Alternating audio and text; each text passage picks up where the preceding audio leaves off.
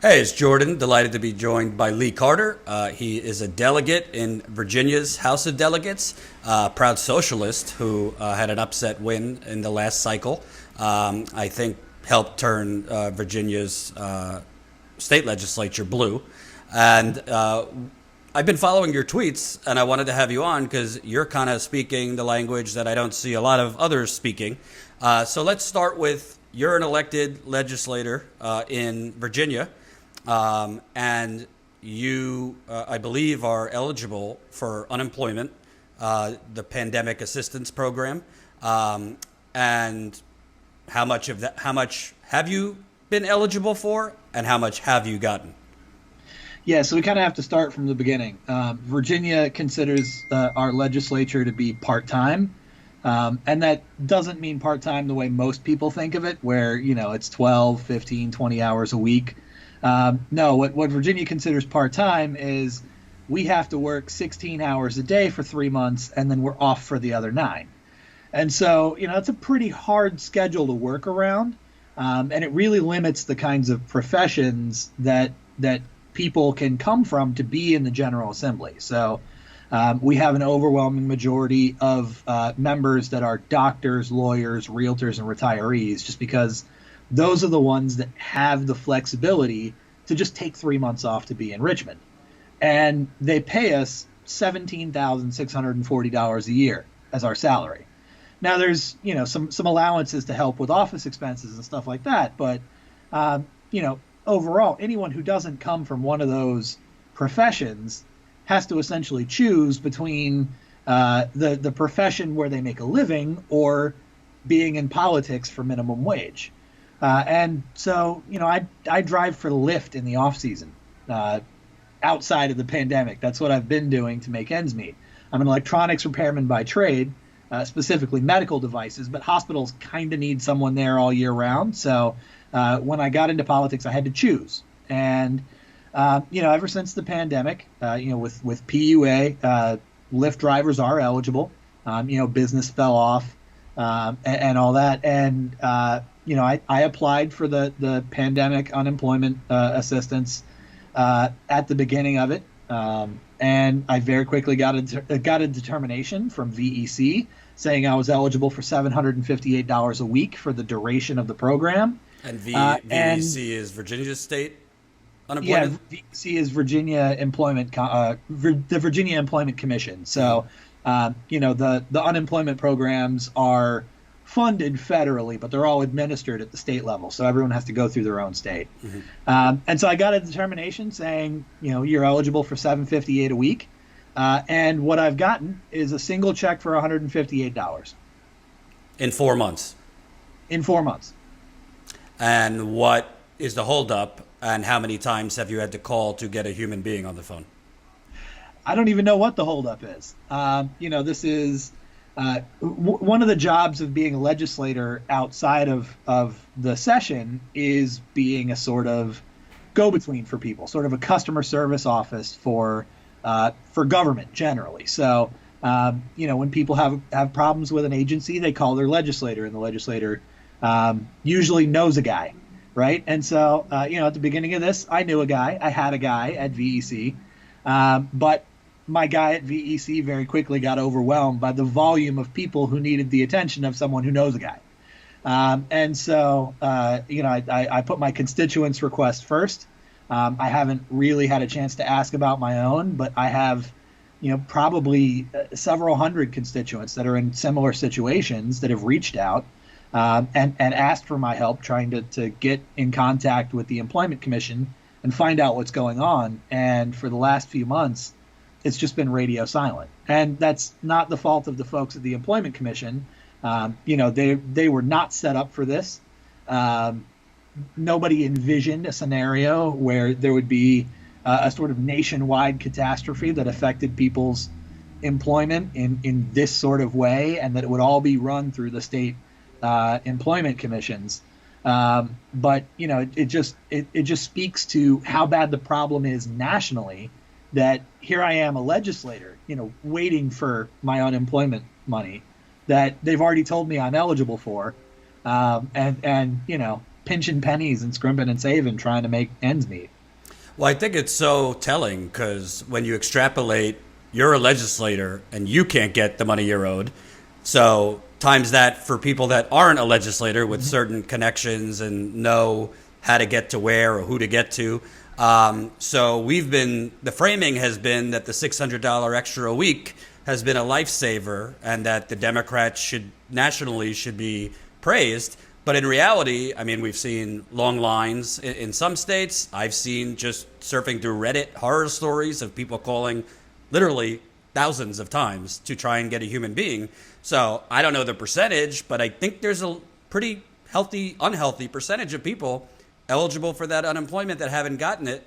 Now it's expired, and you have this cockamamie executive order from Trump that I don't even know how it would work.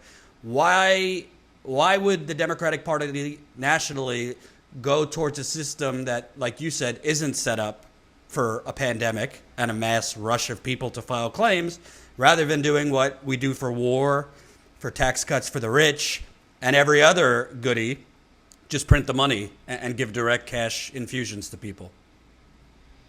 Well, you got to think about how we got here. We started off in the beginning of the pandemic, and there were all these calls for $1,000 a month, $2,000 a month per person, $800 a child, $1,500 a child per month. These cash benefits that were to be paid to everybody. We had calls for rent cancellation, period. Mortgage cancellation, period.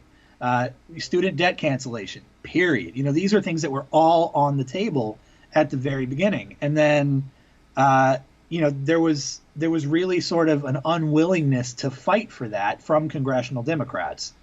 And what we saw was when the CARES Act was going through the Senate, we saw Bernie Sanders actually stand up and insert that extra $600 a month for unemployment into the bill at the last minute and sort of make a stand on the floor. And so, it was really his last ditch effort to get something to the people. And I have to give him all the credit in the world. I mean, there are thousands and thousands of people in this Commonwealth that would be a lot worse off if not for the $600 a week that they are getting. But there's also thousands and thousands of people that are not getting it because, like I said, it was a stopgap. It was an emergency, sort of the best that one guy could do in Congress. And it was, we were put in that situation where we're relying on a supplement to the unemployment insurance system instead of just an actual cash benefit to help everyone pay the bills, because congressional Democrats didn't want to fight for everything that was needed. They started off on a compromise and had to compromise even further once they faced resistance. And that's what they always do.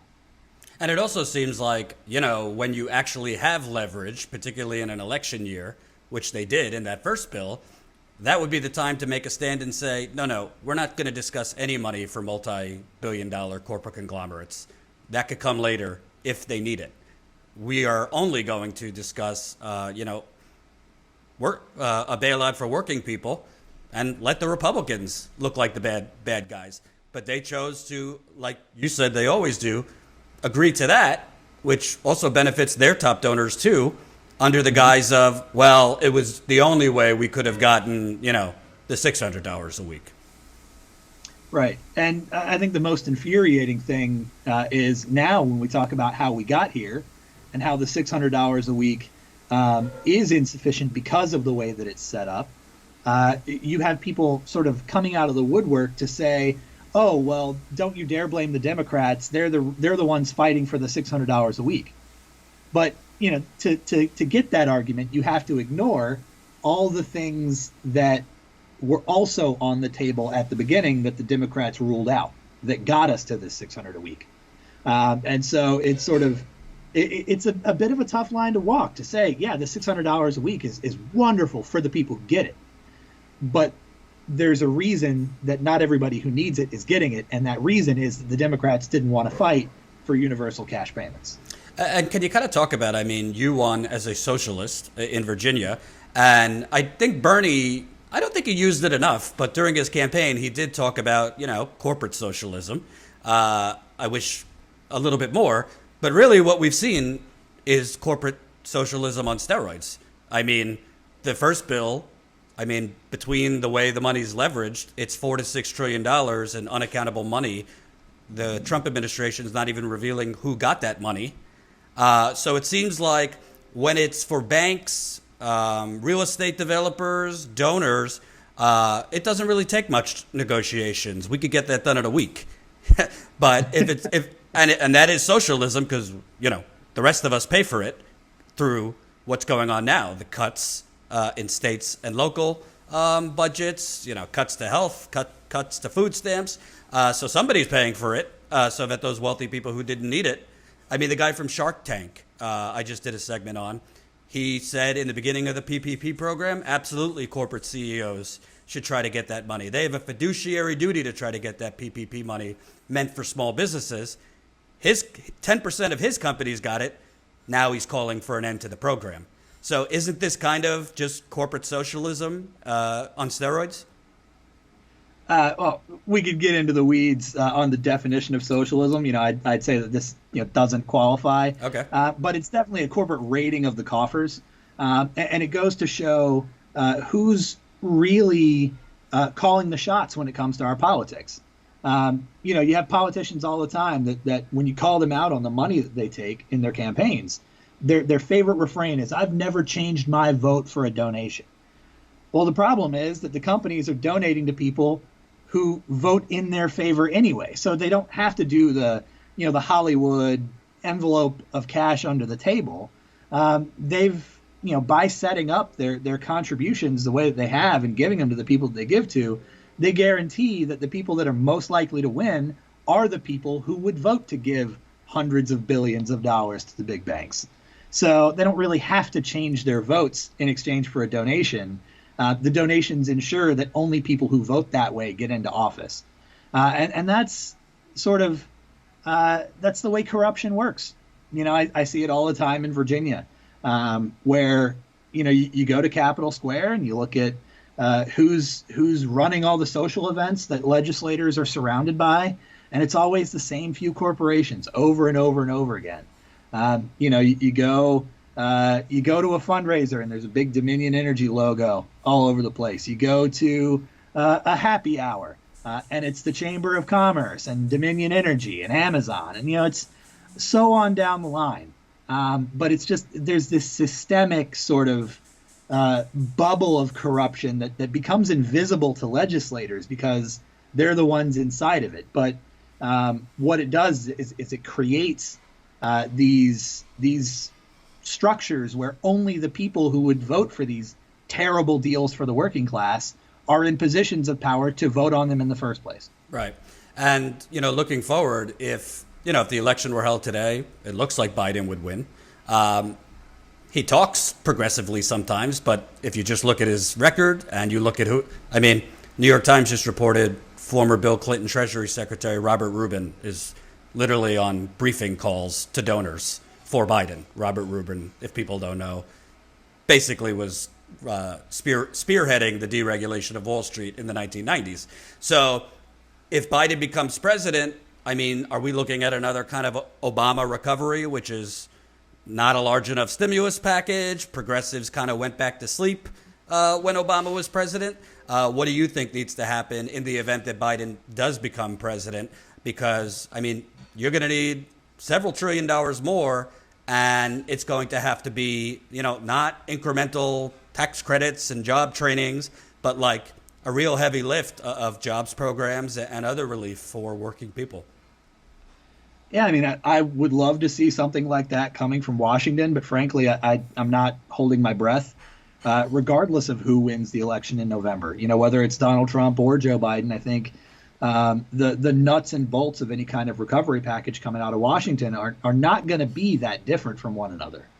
And so I think what we really need to do is focus on the states, because states have tremendous power to administer these programs.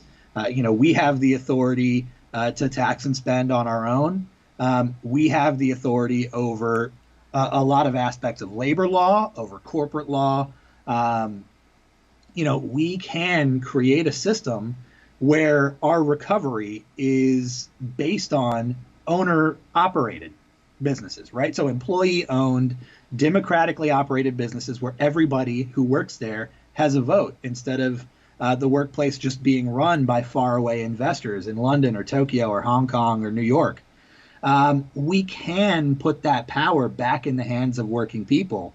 But it's going to take people in state legislatures doing it, because a radical transformation of business ownership into the hands of the people is not going to come from Washington. It's only going to come from grassroots involvement, from people standing up and creating those cooperative enterprises themselves and demanding support for them in state legislatures.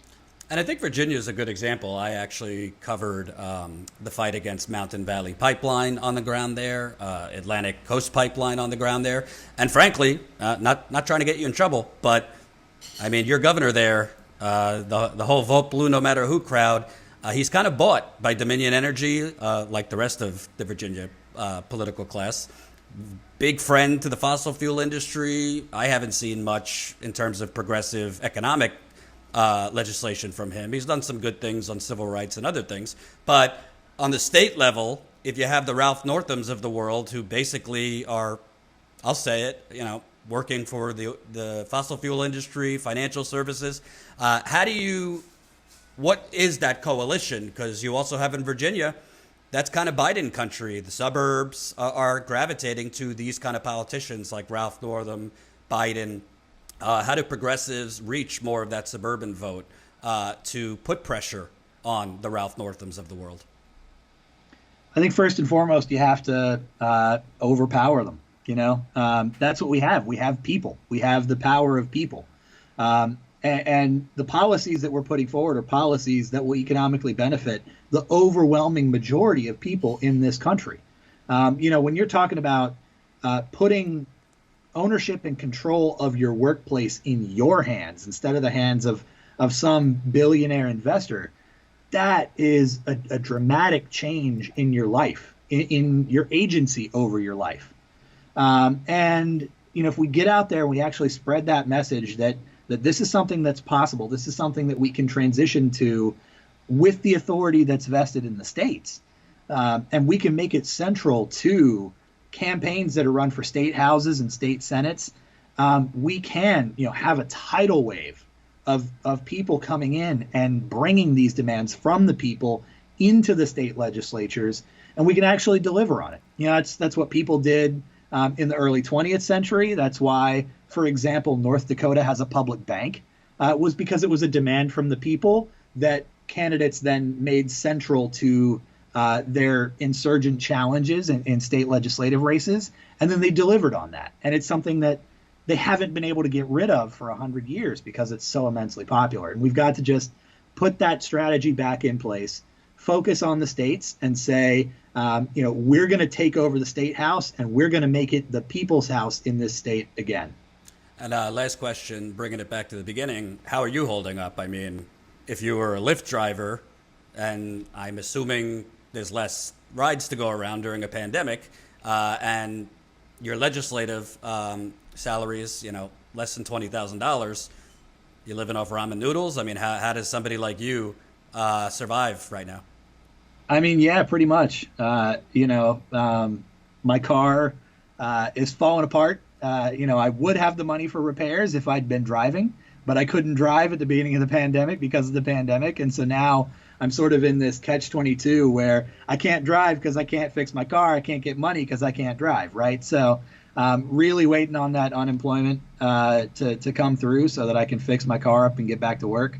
But keeping the lights on and just focusing as much as I can on making sure that as many people as possible that are in the same predicament I'm in get the help that they need. Thank you, Lee. Appreciate you talking to us. Lee Carter, House of Delegates in Virginia. Thanks, Lee. Thanks so much for having me. Hope you enjoyed that last video. Hop on over to statuscoup.com where you can sign up for our email list and become a member for as low as $5 to $10 a month. Membership is how we grow. That's statuscoup.com/join. And remember, join our email list so we can grow the revolution with you.